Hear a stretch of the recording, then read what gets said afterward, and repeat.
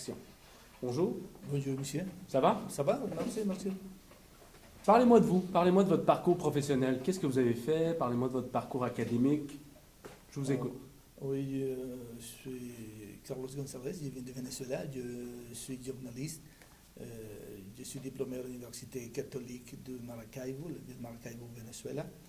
Maintenant, j'habite à Montréal et je suis étudiant de la francisation de l'Université de Montréal de la troisième niveau.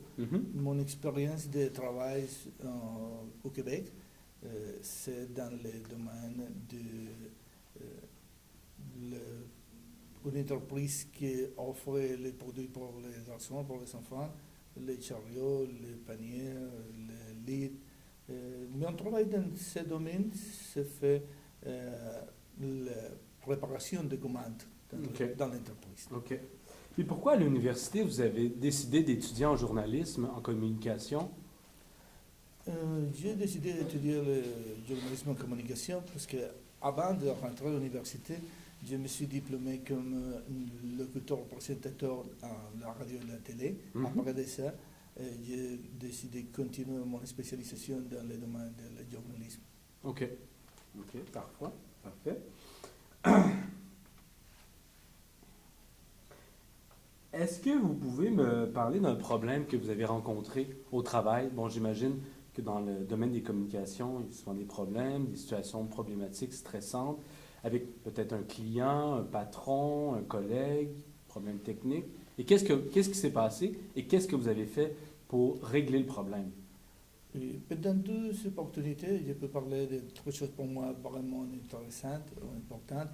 Dans le processus électoral dans mon pays, normalement, tout le monde doit être attentif sur la situation qui se vit dans le processus électoral.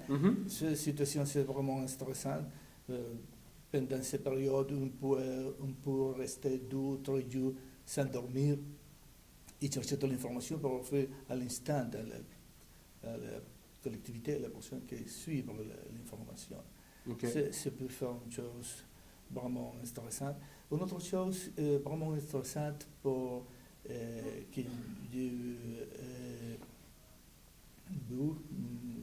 ça fait pendant une opportunité dans une, je ne sais pas comment se dit en français, un tour cycliste, de cyclisme. Oui, un tour cycliste. Un tour cycliste à mon pays, ça fait une étape de le tour de les Amériques.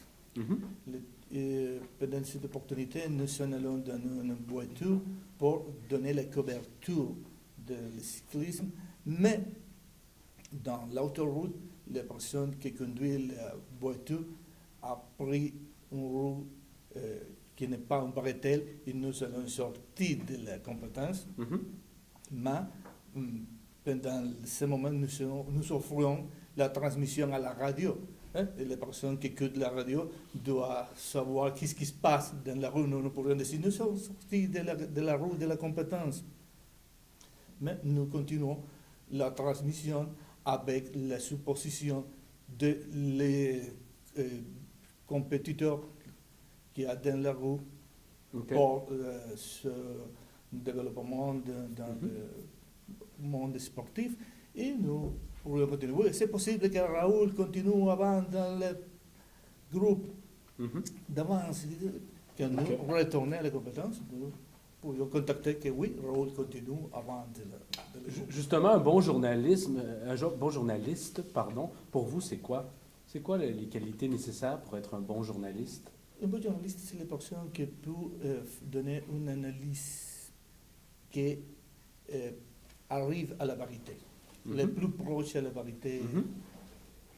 Parce que la vérité, normalement, c'est subjectif, mais la vérité collective, c'est la vérité. Les personnes qui peuvent donner une information qui arrive plus à la vérité, les personnes qui peuvent faire une opinion qui bon. OK, parfait. Et lequel de vos traits de personnalité laisserait place à amélioration, selon vous? Un de vos traits de caractère, de votre personnalité, qui mériterait amélioration? Un point faible chez vous, par exemple?